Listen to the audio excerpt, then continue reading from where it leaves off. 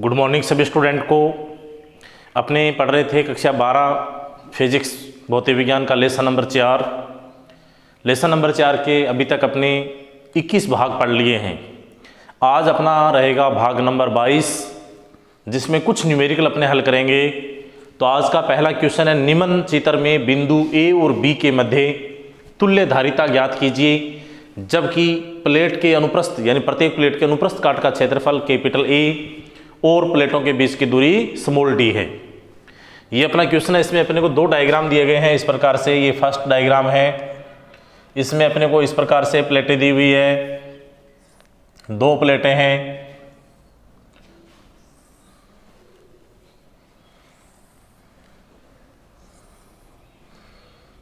ये क्वेश्चन किताब का है। पीछे वाले जो किताब में क्वेश्चन दिए गए हैं वो लगभग सारे हो गए हैं।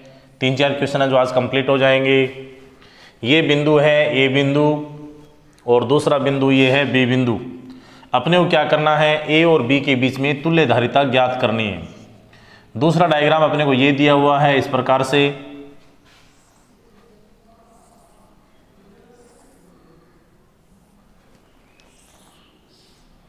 ये है बी बिंदु और ये है ए बिंदु।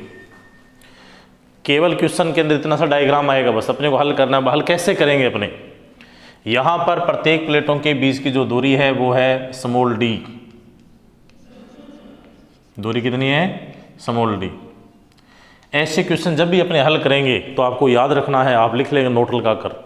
क्या लिखेंगे, ऐसे आंकिक प्रश्नों को हल करते समय बिंदु ए से जुड़ी हुई प्लेटों को धनात्मक और बिंदु बी से जुड़ी हुई प्लेटों को ऋणात्मक माना जाता है। ये आपको नोट करना है, स्पेशल नोट नीचे लिखना है प्रश्न के नीचे। ऐसे आंकिक प्रश्नों को हल करते इसमें बिंदु ए से जुड़ी हुई प्लेटों को धनात्मक और बिंदु बी से जुड़ी हुई प्लेटों को ऋणात्मक माना जाता है। अब अपने आते हैं यहाँ पे, ए बिंदु से जो प्लेट जुड़ी है वो पॉजिटिव, यानी ये प्लेट कैसी है, पॉजिटिव। ये कैसी है, पॉजिटिव। बी से जुड़ी है वो कैसी है, नेगेटिव। ये भी नेगेटिव। तो समांतर प्लेट संधारित्र में क्या होता है, पहली प्लेट धनात्मक दूसरी ऋणात्मक। तो ये समांतर प्लेट संधारित्र बन गया 1 नंबर। ये प्लेट नेगेटिव, ये भी नेगेटिव, यानी यहाँ पर समांतर प्लेट संधारित्र नहीं बनेगा। दूसरा, ये ऋणात्मक प्लेट, ये धनात्मक प्लेट, ये भी समांतर प्लेट संधारित्र बन गए, यानी यहाँ पर 2 समांतर प्लेट संधारित्र है। और दोनों कौन से क्रम में जुड़े हुए हैं, जब 2 या 2 से अधिक प्लेटों का धनात्मक सिरा एक बिंदु से और ऋणात्मक सिरा दूसरे बिंदु से जुड़ा हो। अब देखो, जो पॉजिटिव है वो एक बिंदु से जुड़े, ए से जुड़े हुए हैं, और जो नेगेटिव वो किससे जुड़े हैं, बी से जुड़े हुए हैं। तो कौन सा क्रम बन जाएगा, सीरीज बन जाएगा, यानी श्रेणी क्रम संयोजन बन जाएगा। तो यहाँ पर बिंदु ए और बी के बीच में तुल्य धारिता निकालेंगे तो ये आ जाएगा CAB = C1 + C2, ये आ जाएगा। अब C1 का मान निकालें तो C1 का मान कितना है, A(ε0/d। ये समांतर प्लेट संधारित्र की धारिता है। इसी प्रकार C2 का मान आ जाएगा A(ε0/d। इन दोनों को अपने जोड़ेंगे तो ये आएगा 2A(ε0/d। और ये मान किसका है, A बिंदु और B बिंदु के बीच में तुल्य धारिता का है। ये बहुत ही आसान सा क्वेश्चन है, इस प्रकार का प्रश्न आ सकता है। अब आते हैं 2 नंबर डायग्राम में। सेम वही प्रोसेस अपने को याद रखना है कि बिंदु ए से जुड़ी प्लेट कैसी है, पॉजिटिव, और बिंदु बी से जुड़ी जो प्लेट है वो कैसी है, नेगेटिव है। इन प्लेटों की जो बीच की दूरी है वो कितनी है, स्मॉल डी है। ये दूरी कितनी है, स्मॉल डी। ये भी स्मॉल डी। प्लस माइनस यानी यहाँ पर समांतर प्लेट संधारित्र बन जाएगा, माइनस प्लस यहाँ पर भी समांतर प्लेट संधारित्र बन जाएगा, प्लस माइनस यहाँ पर भी समांतर प्लेट संधारित्र बन जाएगा।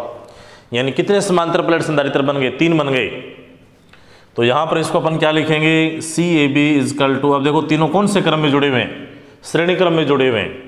तो तुल्य धारिता क्या आ जाएगी, CAB = C1 + C2 + C3।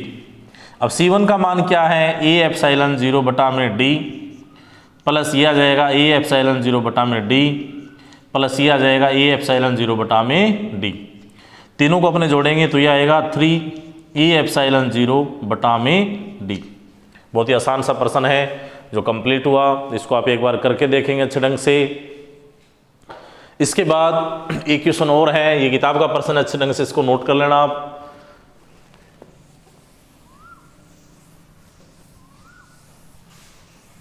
Video रोककर आप इसको नोट करें। अब नेक्स्ट क्वेश्चन है अपना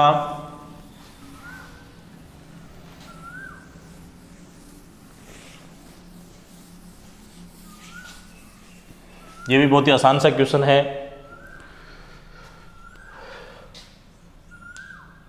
समान, ये भी किताब की जो पीछे न्यूमेरिकल उनमें से एक है।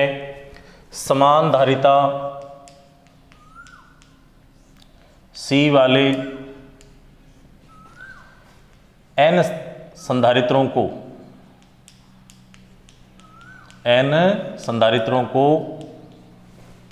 समान धारिता C वाले n संधारित्रों को श्रेणी क्रम में जोड़ने पर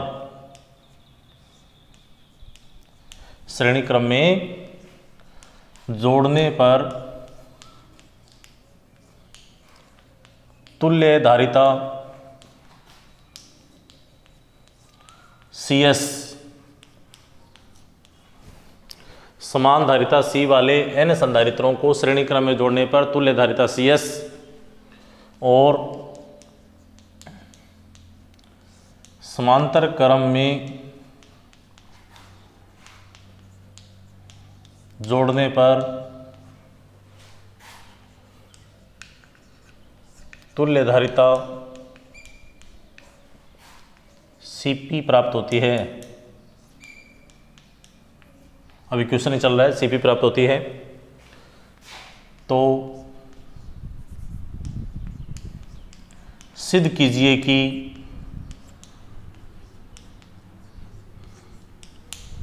अब अपने को यहां से सिद्ध करना है, तो सिद्ध कीजिए कि सिद्ध अपने को क्या करना है यहां से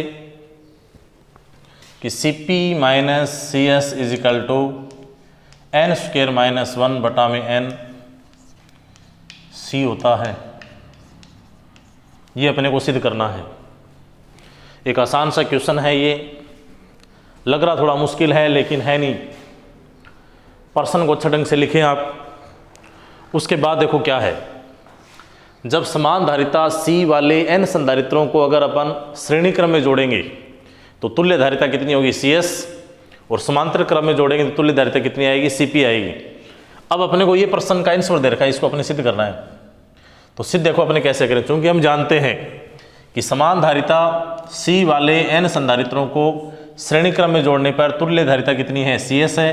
तो CS इज इक्वल टू क्या होगा C बटा में n, समीकरण नंबर 1 नंबर। इसी प्रकार समान धारिता C वाले n संधारित्रों को समांतर क्रम में जोड़ेंगे तो तुल्य धारिता CP और CP इज इक्वल टू क्या है NC, समीकरण नंबर 2 नंबर। ये अपने जानते हैं, ये अपने पढ़ा था। श्रेणी क्रम और समांतर क्रम में एक कंडीशन आई थी 4 नंबर, दोनों की 4 नंबर। श्रेणी क्रम की भी 4 नंबर विशेषता और समांतर क्रम की भी 4 नंबर विशेषता। अब अकॉर्डिंग टू क्वेश्चन चलेंगे, अपने प्रश्न के अनुसार चलेंगे। CP माइनस CS करना है, यानी समीकरण 2 में से समीकरण 1 को घटाना है। तो समीकरण 2 में से समीकरण 1 को घटाने पर घटाएंगे तो ये आएगा CP minus CS is equal to NC minus C बटा में n, ये आ गया।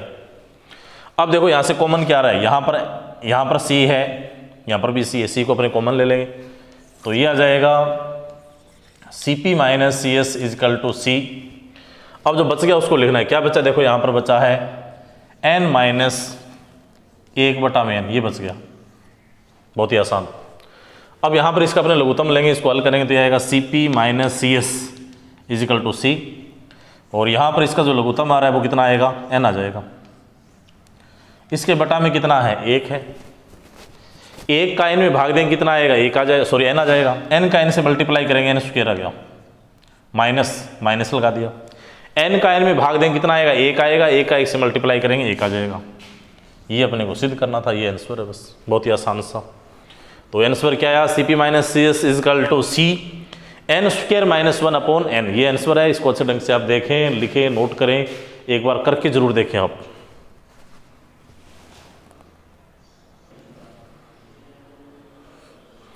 नेक्स्ट क्वेश्चन ये है अपना, एक बड़ा क्वेश्चन है, ध्यान से पढ़ना है इसको, आसान सा है। एक विलगित चालक को दूसरे सकेंद्रीय गोलाकार चालक जिसका बाहरी पृष्ठ पृथ्वी से संबंधित है से ढक देते हैं। यानी पहले विलगित गोलीय चालक को दूसरे गोलाकार चालक से अपने ढक दिया है। इन गोलीय चालकों की त्रिज्याओं का अनुपात n बटा में n-1 है। यानी जो बाहरी गोला है उसकी त्रिज्या n है और अंदर वाले कितनी होगी n - 20। जैसे मान लो n का मान 20 है तो बाहर वाले की त्रिज्या कितनी है 20 सेमी आ जाएगी, अंदर वाले कितनी आ जाएगी 20 - 1 यानी 19।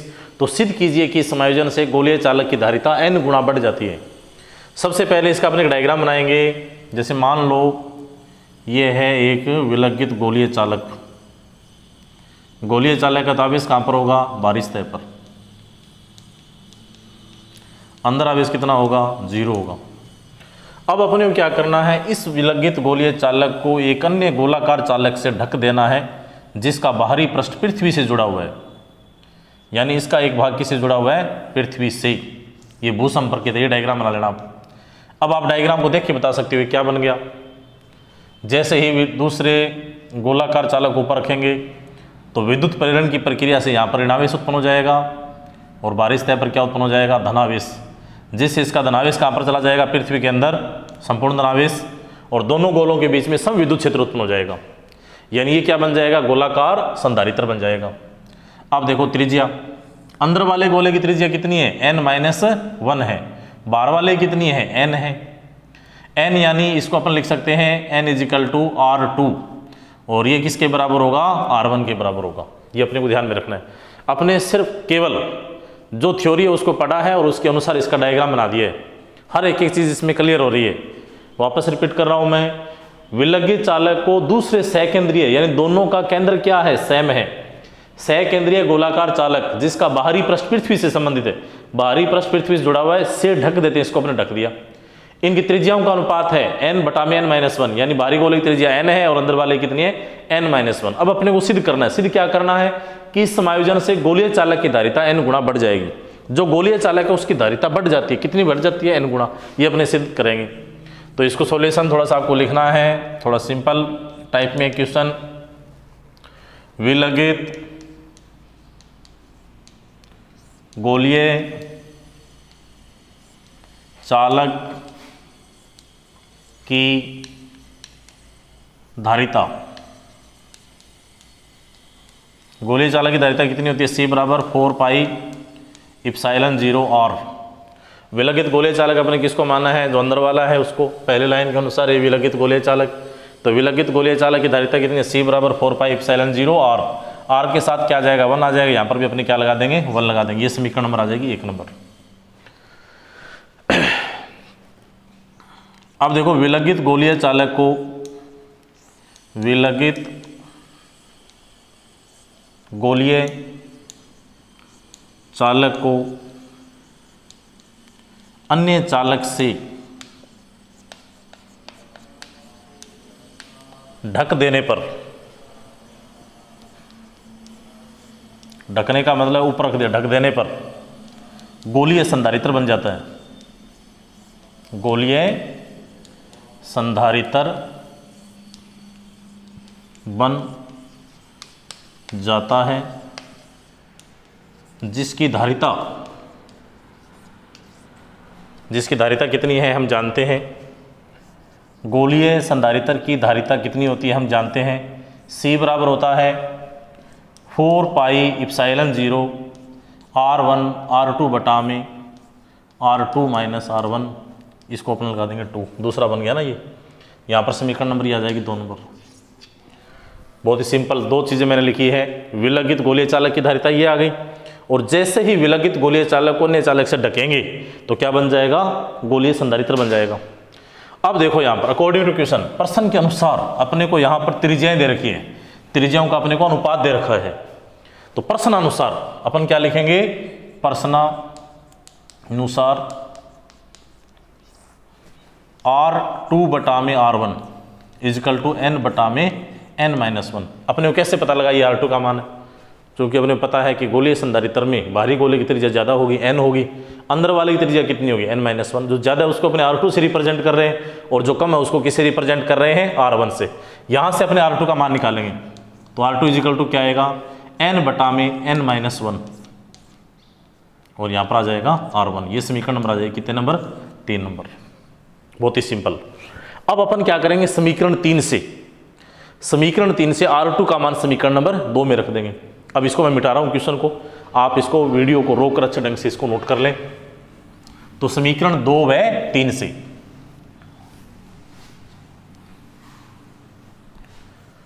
तो समीकरण 2 में मान रखेंगे अपन, तो ये आएगा C2 इजिकल टू R2 का मान रखना है 4 पाई इप्सिलॉन 0 R1। R2 का मान क्या है, n बटा में n माइनस 1, यहाँ पर क्या है R1 बटा में R2 माइनस R1। R2 का मान क्या है, वापस रिपीट करना है, n बटा में n माइनस 1, और यहाँ पर क्या है आगे मल्टीप्लाई है R1 माइनस क्या है R1। अब इसको अपने हल करेंगे। देखने में ऐसा लग रहा है टफ है क्वेश्चन, लेकिन ऐसा कुछ भी नहीं है। आपको कैलकुलेशन करके देखनी है, 2-3 बार कॉपी में नोट करेंगे, लिखेंगे आप रफ कॉपी में, पूरी चीज़ क्लियर हो जाएगी। C2 इजिकल टू,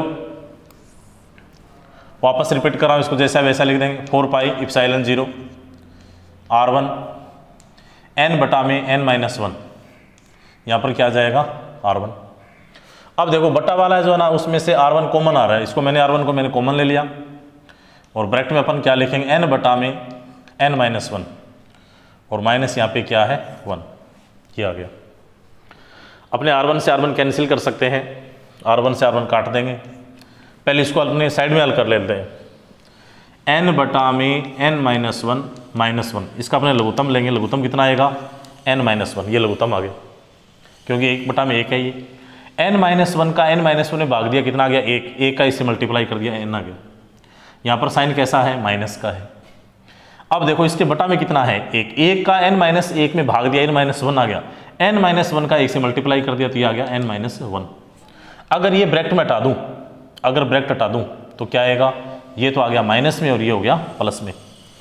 तो सीधी सिंपल सी बात ये है, इसको अपने हल किया तो क्या आया, साइड वाला आपको लिख लेना है, साइड में लिख लेना है, तो ये आ जाएगा 4 पाई इप्सिलॉन 0 R1 n बटा में n माइनस 1, इसको ब्रैकेट में लिख देता हूँ।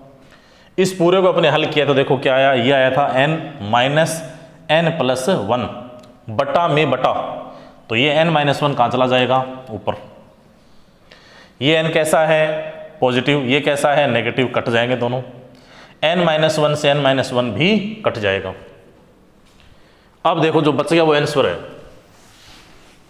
सिद्ध कीजिए कि गोलीय चालक की धारिता n गुना बढ़ जाती है। यहाँ पर सिद्ध होगा, कैसे होगा, क्या बचा, देखो यहाँ पर बचा है C2 equal to 4 pi epsilon 0 R1 n।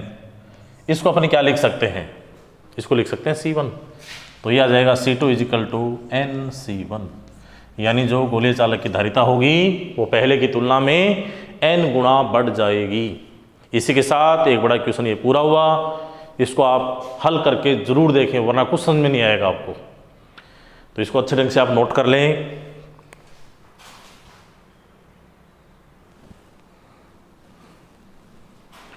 Next question ये है अपना, एक समांतर प्लेट संधारित्र की या एक समांतर प्लेट संधारित्र में प्रयुक्त प्लेट की त्रिज्या 10 सेमी है और प्लेटों के बीच की दूरी भी 10 सेमी है। तो हवा के लिए धारिता ज्ञात कीजिए। हवा का मतलब है हवा या निर्वात, निर्वात में अपने को धारिता ज्ञात करनी है। ये क्वेश्चन है आपके लिए। इसमें मैं आपको ना फॉर्मूला बताऊंगा, कुछ भी नहीं बताऊंगा, आपको आंसर जो भी आता है उसके लिए कमेंट करना है। तो आज अपने इतना ही पढ़ेंगे। आज शनिवार, कल संडे, परसों आपका टेस्ट है। टेस्ट का सिलेबस आपको कल बता दिया जाएगा, या अभी बता देता हूँ। आपका जो सिलेबस रहेगा, पार्ट 14 से लेकर 23 तक, यानी आज अपने 22 कर लिए हैं, कल तक 23, 14 से लेकर 23 तक ये पार्ट आपको पढ़ने। विशेष जो किताब के पीछे वाले क्वेश्चन ही मैंने आपको करवाए हैं, न्यूमेरिकल टाइप के क्वेश्चन। इस बार पेपर थोड़ा सा न्यूमेरिकल टाइप आएगा, तो अच्छे ढंग से आप तैयारी करना। लेंथी पेपर आएगा, शॉर्ट आंसर नहीं देना इस बार, तो अच्छे ढंग से आप तैयारी करें। All the best, thank you, धन्यवाद।